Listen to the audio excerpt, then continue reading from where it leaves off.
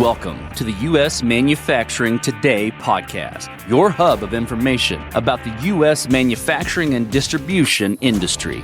Brought to you by Variable, the on-demand labor solution revitalizing and optimizing your operation, enabling just-in-time response to demand, more efficient production, and lower cost per unit. And now your host and head of reindustrialization at Variable, Matt Harine.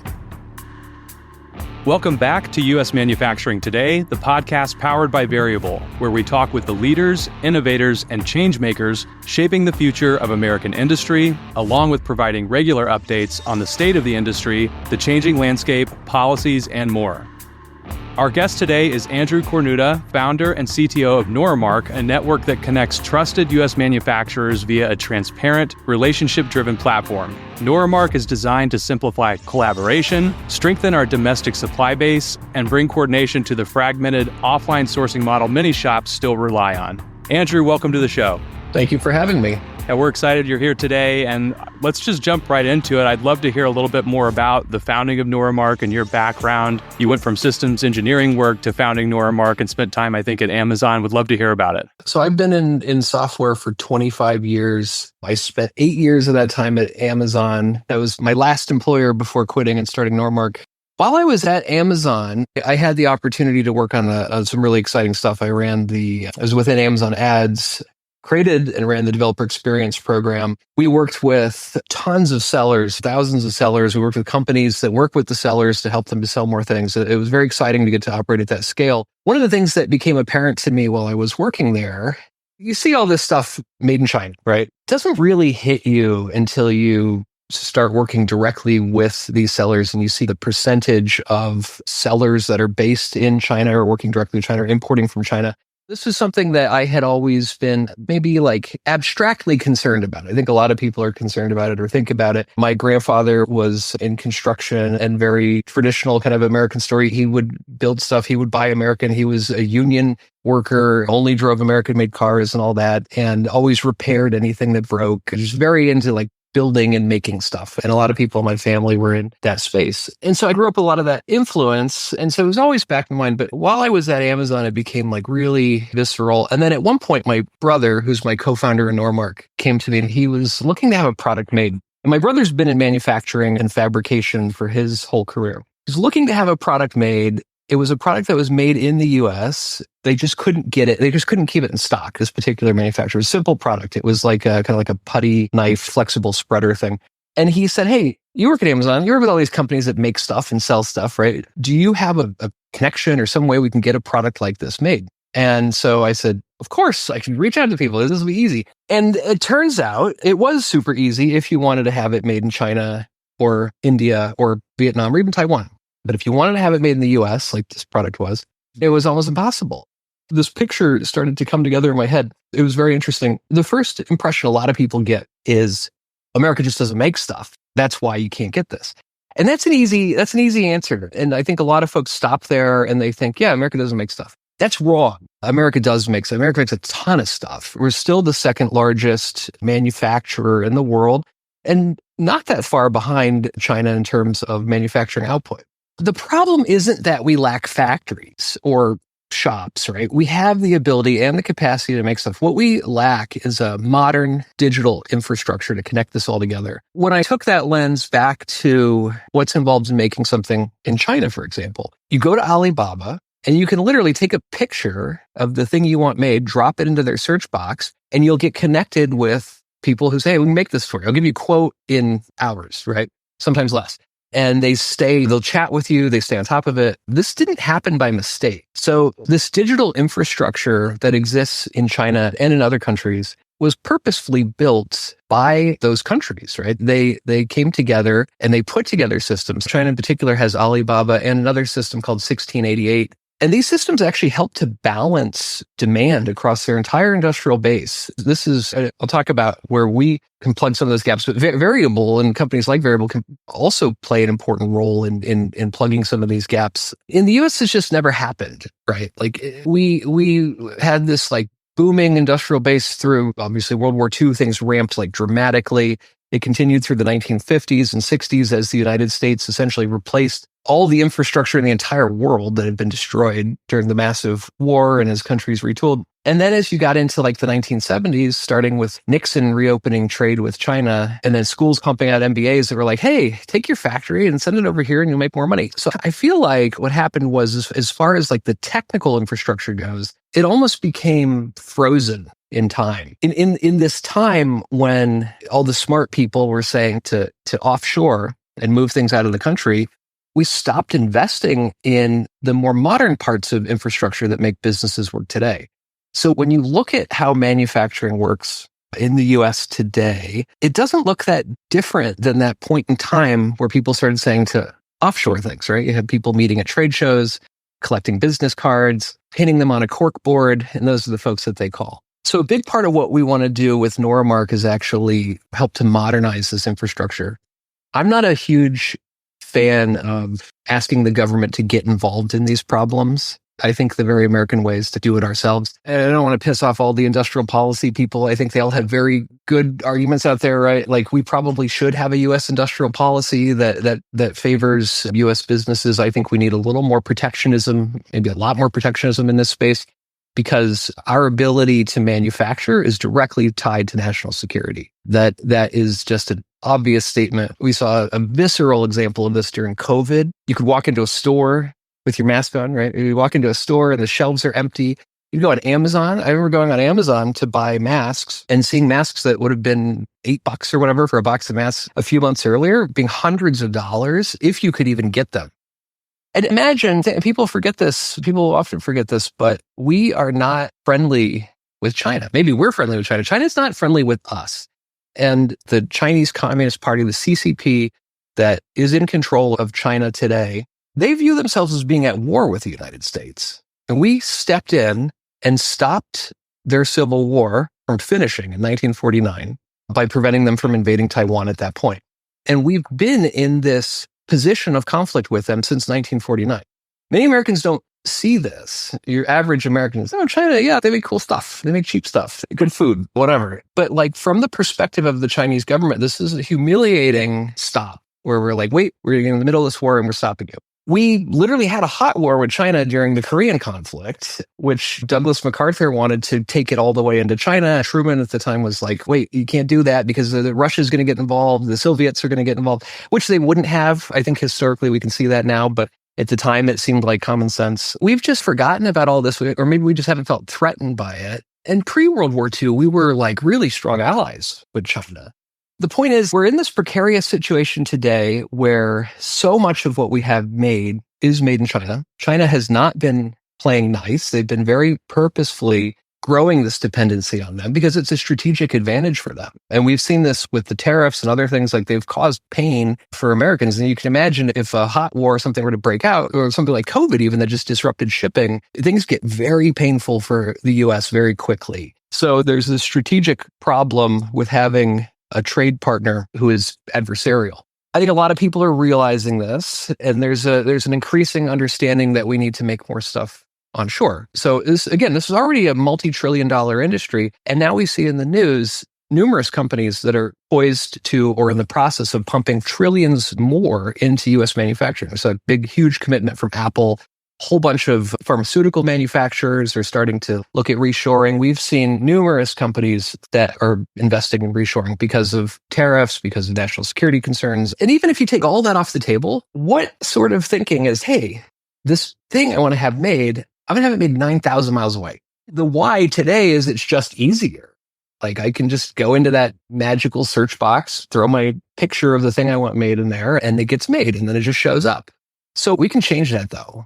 Industrial policy is great, but we don't necessarily need that. I think in the very American spirit of things, like we can bootstrap this and we can do this through private industry. So that's a big part of where we see Noramark fitting in, right? So we need to get this living graph of who does what in the US. What are the capabilities? Not even the US government has this today. Through DIBS and SAM.gov and the government procurement systems and defense systems, they have visibility into some of the capability that we have in U.S. manufacturing, specifically the companies that they're doing business with. But I think everyone is aware of the hurdles involved in getting set up in these systems. And there's a whole bunch of capability out there the US government doesn't know about or isn't easy to discover, but there's a lot of advanced manufacturing capability out there.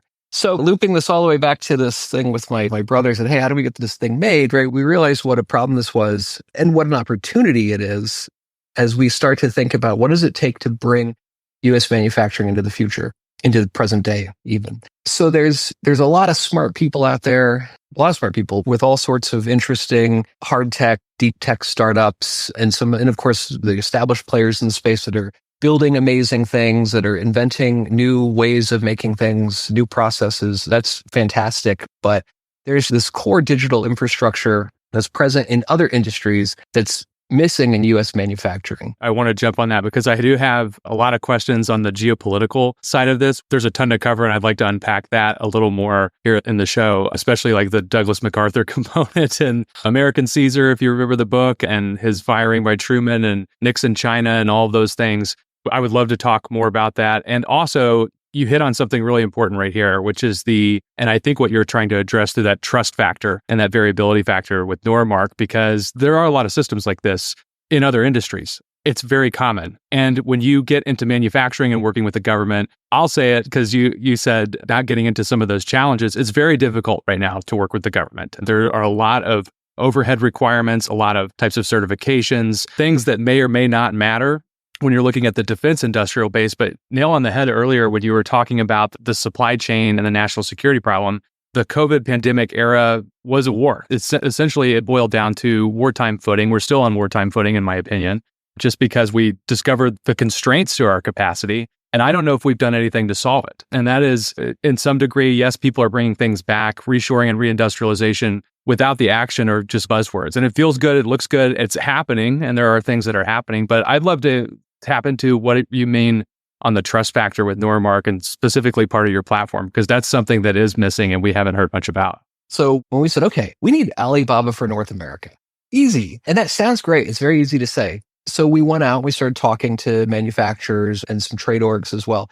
And we said, listen, we're going to build the system. It's going to be Alibaba for North America. And you can just put your capability on there. You can plug in. Every manufacturer we spoke to was like, yeah, that's a great idea. I love it. I am not going to participate.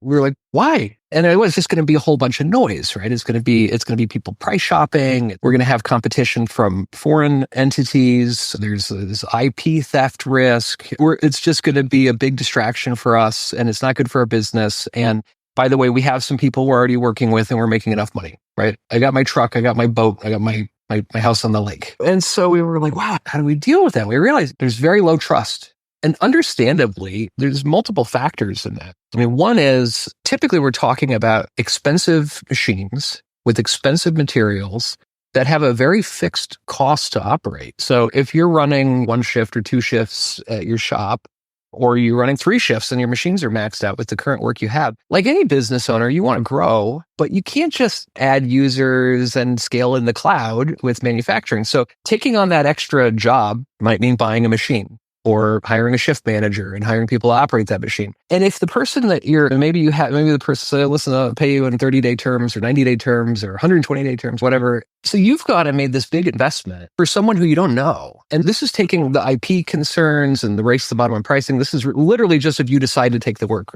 You're taking on a risk that could end up costing you money. It could end up costing you your business. And how do you know if you want to take that risk on?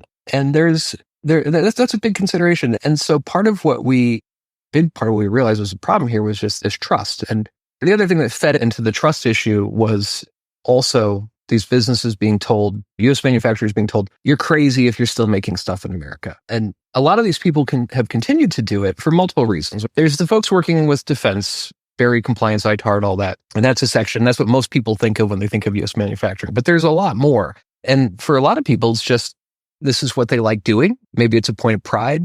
Maybe it's the skill that they've learned and they want to keep doing it. It could even be a family legacy. We see a lot of multi-generational family businesses out there, and they all have different concerns. So one could be taking on this cost risk. The other could be their name is over the door and they want to keep things going the way that they've been going. So the trust score comes in, and if you go and you meet someone at a trade show or someone you've been working with for multiple generations, whatever, you can trust these folks. You meet them in person.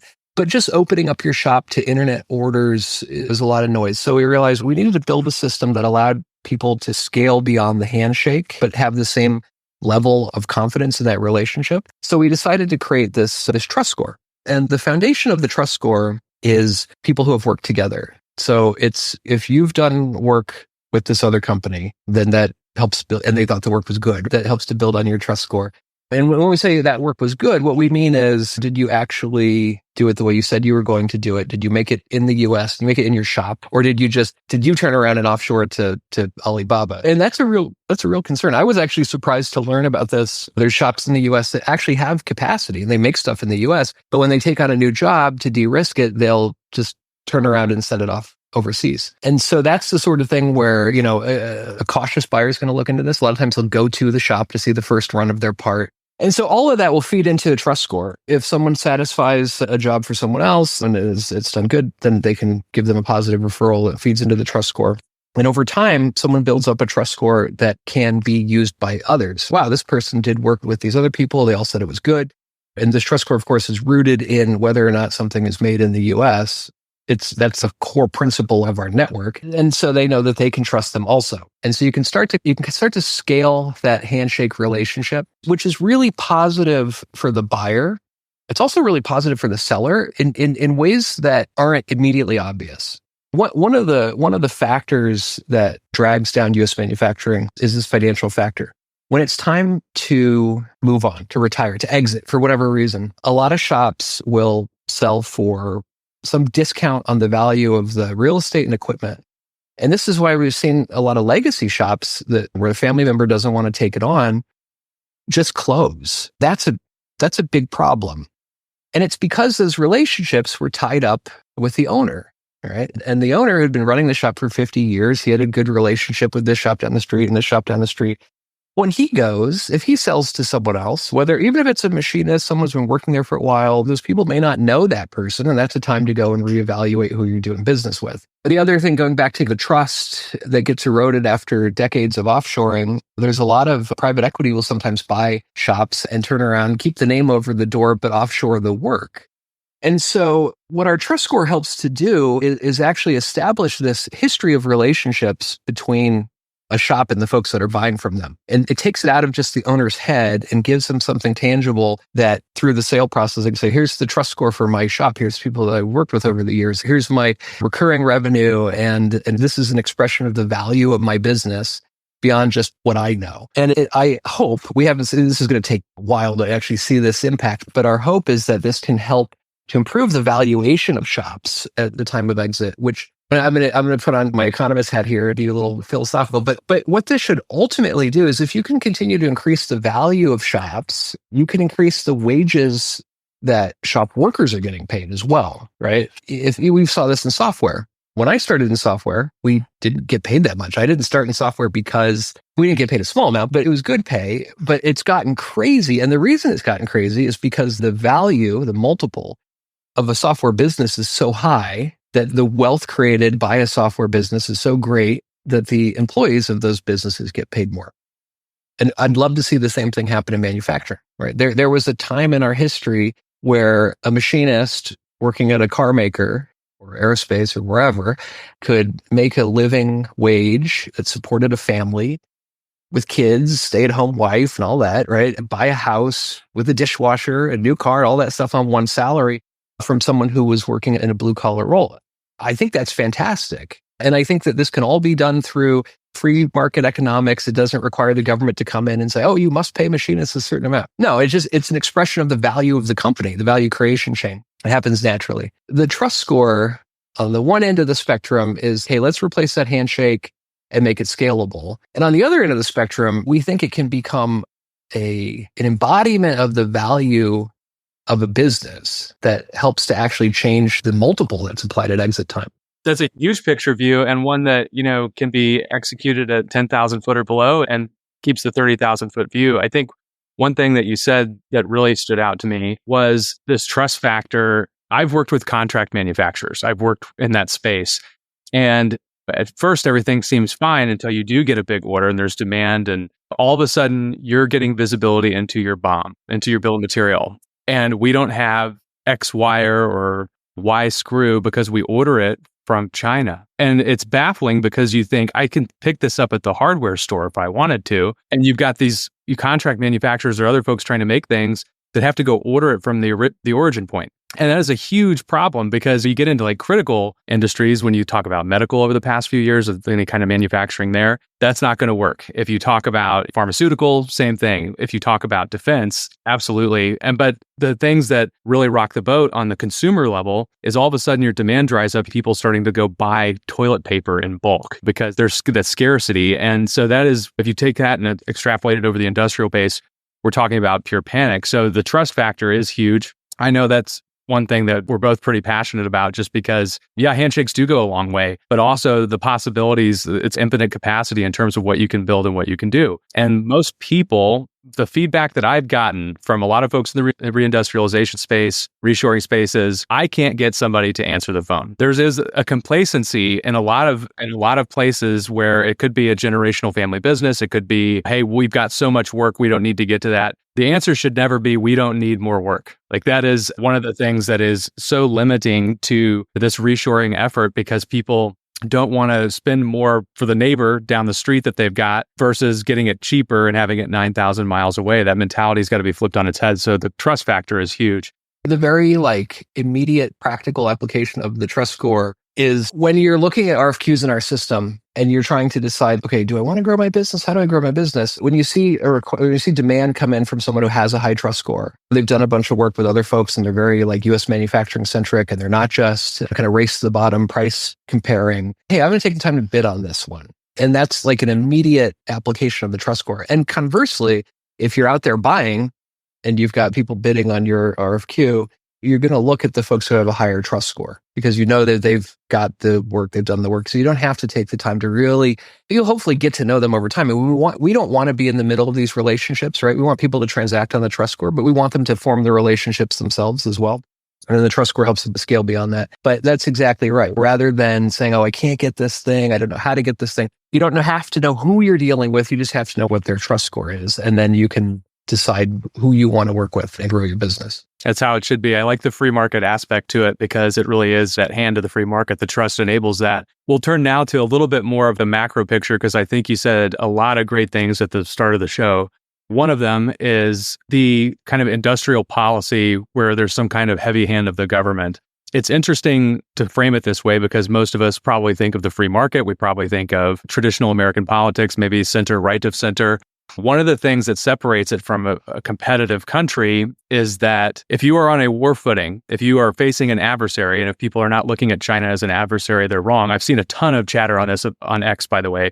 They talk about this global free market where everything's flattened. But the reason we're in this situation is because those countries are helping their own industrial bases through subsidies, through tariffs of their own. That's why we talk a lot about reciprocity. So, this kind of policy in action from the government is saying, here is the protectionism, and it's a dose of it. It has nothing even close to what we saw during like Smoot-Hawley in the 30s, or even going back to the 1900s, early 1910s, 1890s, where tariff revenue was actually most of the revenue that the government took in. There was no personal income tax. It was the fight of the time to even recognize, and that's for another show to talk about my thoughts on that. That is one thing that is super important that people I don't think have captured, that we are moving out of this globalism era from the offshoring of the 80s, 90s, 2010s. And it was different actors every time. It was Japan in the 80s. There were movies made about the Japanese automotive groups that were coming in. There's a great one with Michael Keaton. In the 90s, when the World Trade Organization recognized China, that's when it started happening. And you see this kind of consumer shift to like, how much cheap stuff can I buy? And you look at our consumer debt and it's through the roof. You look at American manufacturing towns that were hollowed out. They were factory towns, the place and the ramifications of that. So we are on a war footing. And I think people should take that seriously. The second part of that, and really like to dig in on China, because I think it's worth talking about. We've had guests on this show. We've talked about it in past conversations. The IP theft, it's not something that happened in the 90s and early 2000s. There are things that go on. If you want to get a mold or dye or anything out of China, not happening. And they're able to move their logistics around in a way that's like the third party country, and we're doing all that kind of stuff.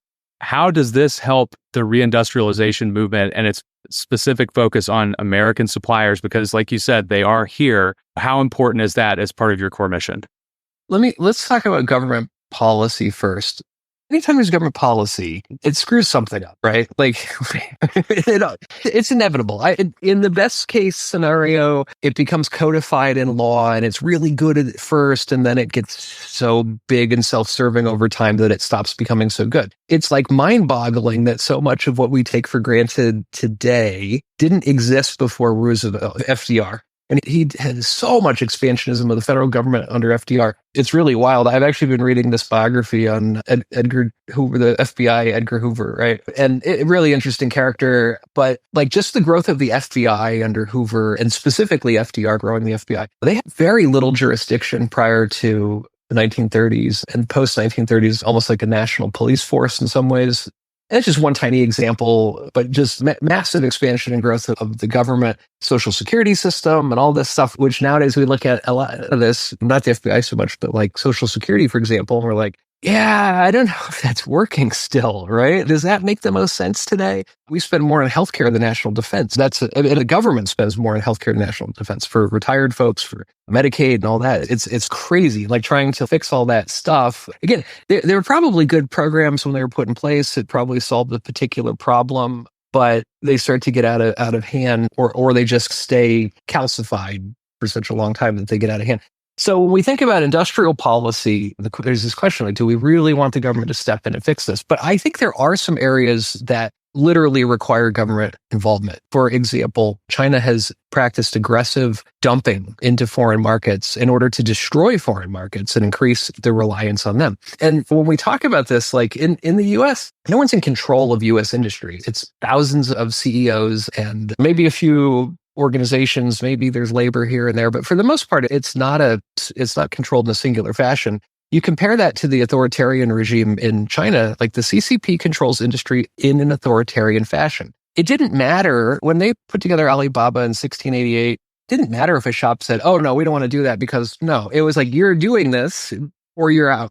That's it. We've seen this multiple times where the CCP has stepped in and taken control over software companies in China, gaming, right? They limit the amount of time that people within China can be on games. They have their whole great firewall that limits who can see what on the internet. Like, they're very hands-on in their industrial policy and the operation of all of their companies. And so they operate as a singular force, a large singular force, in a very strategic way, and we don't. And so if there's a particular industry or market that China wants to dominate in, they can destroy it in other countries by dumping cheap electric vehicles, cheap batteries, cheap solar panels, whatever, make it just impossible to compete in that space. I think that's an area where U.S. industry does need some protection.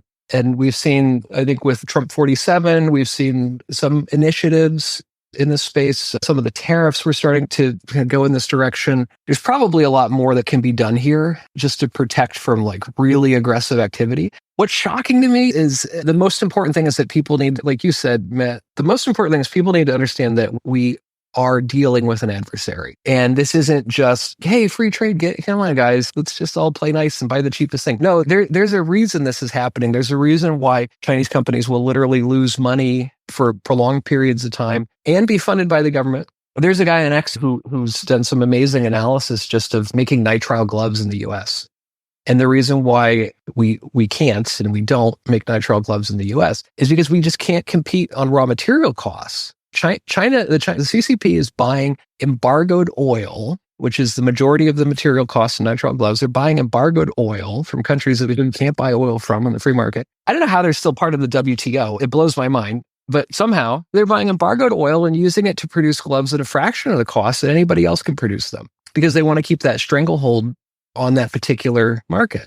And these are the sort of things, like, I'm not saying that the U.S. needs to engage in similar practices. I think they're unethical, but we need to protect ourselves from them. We can't just be Pollyanna, head in the sand. No, everyone's nice. The world is a nice place. It's one of the things I realized. I lived in Asia for a year and a half prior to working at Amazon. I was working at a company. We had an office in Singapore. I ended up going and living in Singapore for a year and a half. And the world is a very scary place. Like, I think so many Americans just take for granted that everyone's friends, everyone's nice, we can complain about the government, everything's just going to keep happening the way it happens. After spending time in Malaysia, Indonesia, a lot of time in China. And the time I spent in China, I wasn't in Beijing and Shanghai. I went deep into China, into places that most Americans don't go. I was in this like mountain town staying with a farmer and his family, and they hadn't seen an American since 1989 or something like that. And the surprising thing is a lot of people are like, wow, you're actually pretty nice. There is a very strong perspective that Americans are evil, bad, terrible people that just want to destroy China and hate Chinese people. And this is an accident, right? All of the media in China is propaganda, 100%. And it's all oriented towards reminding the people of China that America wants to destroy them. And it's just such a different mindset than we have here. We're like, what, China? Oh, I don't know what that is. Let's just keep buying this cheap stuff. We just don't even connect it. We don't even connect it. Their population does connect it. They're like, yes, America's a bad guy. We're going to make these things super cheap. We're going to do this thing because we're going to win and we're at war. And so I lived through the Cold War. I'm not saying that's fun or positive or anything, but there's just no difference in the world today. We're in probably a more serious Cold War with China today than we ever were with the Soviets. There's the same number of nukes pointed across the globe and probably more willingness to use by the CCP. Xi has made the statement that the world cannot exist without the CCP. And the way that's interpreted is, if they're losing, they nuke everything. That is something that there were flares of it during the Cold War. If you look back to the Cuban Missile Crisis or missile placement in Turkey or something to that effect. And this one just happens to be the same thing, but it's the world's largest hub of semiconductor manufacturing. And so it's one of those things that it has a reason to be a hot zone. If you need a case study on it, look no further than the Chinese fishing fleet. It right now is dredging the oceans, is creating an ecological disaster. And it's one that people also don't realize it's not just a numbers game, it's militarized. Every boat that is made in China, every ship that's built is a military grade. What does that mean? It's not your American battleship, but our shipbuilding capacity is completely decimated. And they are making commercial fishing vessels that would be ready for war if need be. And by the way, that exact same strategy was used by England and by Germany prior to World War I, to great effect, by the way. And it's a very good naval military strategy. But again, it's another thing where we have thousands of these ships in our harbors all the time. And we're just, oh yeah, who cares? Whatever. I don't know. It's just that so many Americans are so unaware of this that if you say, hey, we need to make more stuff in America and industrial revival is national security, it's very important, a lot of people will react to that in a strong way. What are you talking about? That's racist. That's bigoted. That's unfair. And it's just like, you guys, how do you not? It's the weirdest like psyop of our time, in my opinion, that we don't recognize what a massive threat this is. And every day, you were talking about workers' wages being gutted and all this in small towns. Like the effects of this are hitting our lives every day. Every day. And I'm actually very excited about this TikTok handover that's happening. But I believe that the fact that we allow adversarial foreign media to operate on our soils is a big part of this problem. I don't want to get into conspiracy land because I prefer to stick with the facts, but there's got to be a reason why why so many people are so oblivious to this, because the facts are there. You just read a history book and you'll see. I love that you referenced American Caesar earlier, a fantastic book. I think Douglas MacArthur is maybe a controversial figure for some people, but that book was really fantastic and really gives a good perspective into kind of China's opinion about whether or not they're in a conflict with the U.S., like that 100% are. Oh, absolutely. It's the long march for them. It's something that is continuous and is an eternal long march for them. And so that mentality has been one that the discourse I've seen on X, it's very rare. They usually get ratioed for saying things like I'm about to say, but they basically suggest the hand of the free market, and we have to let China compete, or who would let their adversary compete at above equal footing? That is something that I don't think people truly understand. They think that China just did it and they did it better and they did it faster, they did it big. They are not held to the same standard. They are not playing by the same rules, and they are playing to win. So that is something that really needs to make its way into the consciousness of the greater population and manufacturing. Manufacturers know they've been fighting that war for years. Turning a little bit back to Noramark and making sure we can get our listeners in touch with you. First question I have is, it's one I ask a lot of guests. By 2030, when 3 to 5 years, which that's something crazy to say, from your vantage point right now, are we moving in the right direction where U.S. industrial supply chains will be more decentralized and networked via tools like Noramark? Or do you think that we're going to have a little bit longer of a time to decompress? No, I think by 2030, take a picture of a product you want to make or an AI generated picture, take that picture, drop it into Noramark, and it will be made for you. right? Like that's the direction we're heading in. And I feel very optimistic about that. We touched on a lot of different topics here, but even if everything just stays static the way it is today, like the direction that we're heading in manufacturing technology and just the infrastructure to connect US manufacturers together in a reliable way, I think is going to allow for a rebalancing of supply and demand and a modernization of kind of the digital infrastructure that goes around all of this. The problems I hear about in manufacturing today are they're solved problems in other industries. And the fact that some of us, a lot of us in the reindustrialized movement are waking up to this and taking our learnings from other industries and going and focusing on US manufacturing because it's so important. We're going to fix this. We're going to 100% fix this. If there was a hot conflict, I think the fix time gets accelerated dramatically because it has to. And we've seen history. We will do it. America is incredibly resilient. Never bet against America. You'll lose every time. But I'd rather think of a more optimistic future, a more rosy future where like we don't need to worry about that. We are able to make everything here and make it fast and easy. And we become unconcerned with less concerned with what's going on with China and North Korea and the bad guys in the world. And we police them the way we ought to, or the way we choose to. But as far as US manufacturing goes, I think by 2030, we will have Alibaba-like capabilities. And that happens not solely from Noramark, but I'd like to think Noramark played a big role in that. It also happens through a lot of the advanced software that's going into machining, a lot of new processes being invented around machining and developing factories, operating factories, standardization across manufacturing. But I do think we get to this point where you want to have something made and you can have it made very quickly right here in the US, even if you're not an engineer. A great way to view it and a huge vision and something that the country desperately needs. I think there's this overwhelming sense that we've got to get back to the way things were, not through a vision of nostalgia. I think there's some element of nostalgia, but it's actually survival. And so that hopefully Noramark is playing a big role in that. And if our listeners wanted to learn more about Noramark or connect with you, where can they go to find you? Noramark.com. It's the best place to go. I'm also on X if you want the spicier take. But yeah, Noramark.com, the place to go. The system is designed for US manufacturers specifically. So if you are a manufacturer, go and sign up. There's a good chance we have your business in our directory already. You can go claim it and operate it and set it up as you see fit. That's great. Be sure to check out Noramark. And Andrew, thank you so much for coming on today. There's a ton of fascinating points, and we're really excited to see the growth of your company. Awesome. Thank you so much for having me. To stay ahead of the curve and to help plan your strategy, please check out our website at variableops.com and under the resources section titled Trump 2.0, where you can see the framework around upcoming policies and how they will impact you. If you're on socials, give us a follow on LinkedIn, X, Truth, or Instagram. And if you're enjoying the podcast, please feel free to follow the show on Apple, Spotify, or YouTube and leave us a rating, and don't forget to subscribe. Thank you again for joining us and learning more about how you can make your way.